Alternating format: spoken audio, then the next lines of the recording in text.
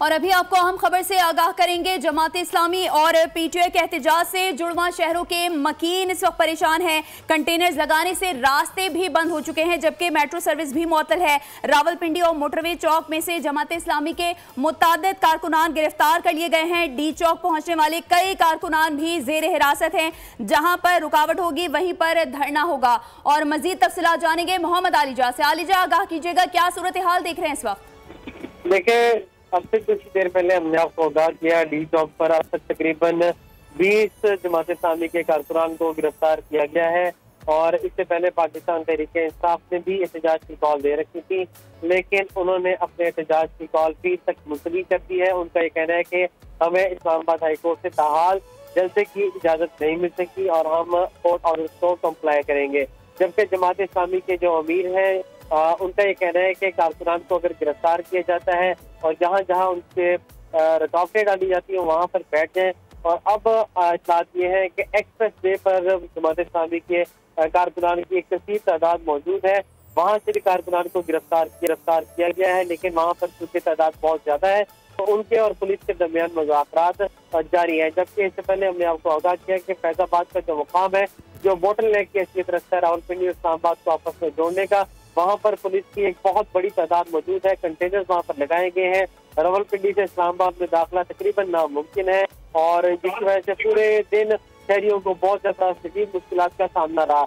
इस वक्त red zone की सूरत अगर आपको बताएं तो रेड जोन जाने वाले रास्ते बंद कर दीजिए कंटेनर्स लगाकर, जिसमें सहीना चौक भी बंद है, नादरा चौक भी बंद है और मैरियट चौक भी बंद है। और डी चौक जाने रेड जोन जाने के लिए सिर्फ मारगला रोड इस्तेमाल किया जा रहा है। यहाँ पर इस वक्त डी चौक में तकरीबन 20 कारकुनान गिरफ्तार किए गए हैं। यहाँ पर कैदी बहनें मौजूद हैं। यूं ही यहाँ पर जमात इस्लामी के प्रोटेस्टर्स इकट्ठे होते हैं तो पुलिस इनको गिरफ्तार करके कैदी वाहनों में डाल देती है। आलिजा, ये भी आगाह कीजिएगा, जैसे कि आपने बताया कि जमात इस्लामी के कारकुनान को गिरफ्तार किया गया है, क्या उनमें पीटीआई कारकुनान भी शामिल हैं? आपको जिस तरह बताया कि पाकिस्तान तहरीक-ए-इंसाफ ताहाल इस्लामाबाद हाई कोर्ट के ऑर्डर का वेट कर रही थी, जो कि अभी तक जारी नहीं हुआ। आज समन इम्तियाज और मौजूद जज साहबा ने यह ऑर्डर जारी करना था, फैसला महफूज था। तो अब चूंकि काफी ताखीर हो चुकी है और पाकिस्तान तहरीक-ए-इंसाफ के कारकुनान को इस हवाले से कोई हिकमत अमली नहीं बताएगी कि कहाँ पे इकट्ठे होना, कैसे इकट्ठे होना था, तो इसलिए फिर पाकिस्तान तहरीक-ए-इंसाफ ने जो आज एहतजाज की कॉल है वो मुलतवी कर दी है। आज कमरा अदालत में जज साहिबा ने उनको कहा था कि आप पीर को एहतजाज करने, क्योंकि आज ऑलरेडी एक जमात जहाँ पर धरने के लिए इकट्ठा हो रही है और पुलिस को उनकी और दीगर पूरे पाकिस्तान में जो लोग मौजूद हैं, इस्लामाबाद में जो शहरी मौजूद है, उनकी सिक्योरिटी को यकीनी बनाना है।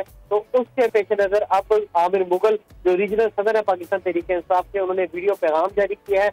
उन्होंने कहा कि हम कोर्ट ऑर्डर को कंप्लाई करेंगे और हम पीर तक मुलतवी करते हैं। जबकि जो लोग गिरफ्तार हुए हैं उनमें कोई भी पाकिस्तान तहरीक-ए-इंसाफ का कारकुन शामिल नहीं है, उनमें जमात इस्लामी के कारकुनान है और बुजुर्ग शहरियों को भी गिरफ्तार किया गया है यहाँ से। आलिजा, ये भी आगाह कीजिएगा, जिस तरह से ये गिरफ्तारियां अमल में लाई जा रही है, क्या आपको लग रहा है सिचुएशन इस वक्त आउट ऑफ कंट्रोल हो सकती है? क्या मजीद पुलिस की नफरी भी तलब की जा सकती है? अभी तो डी चौक में जो सूरत हाल है वो अंडर कंट्रोल है, लेकिन एक्सप्रेस वे पे कारकुनान की एक कसीर तादाद है। जबकि अमीर जमात इस्लामी हाफिज नईम और पंजाब के जो जमात इस्लामी के सरबराह है वो एक बड़ा काफिला लेकर डी चौक की जानिब रवा दवा है। अगर वो यहाँ तक पहुँचने में कामयाब हो जाती है और पुलिस की जानिब से उनको रोकने की कोशिश की जाती है तो सूरत हाल बिगड़ सकती है और सिक्योरिटी की सूरत हाल में मजीद मुश्किलात पैदा हो सकती है। लेकिन ताहाल सूरत हाल अंडर कंट्रोल है और अगर यहाँ पर उनको नहीं पहुँचने दिया जाता और फिर उनकी जानिब से रेजिस्ट किया जाता है तो हालात खराब हो सकते हैं। हमें तमाम से आगाह कर रहे हैं, आपका बहुत शुक्रिया।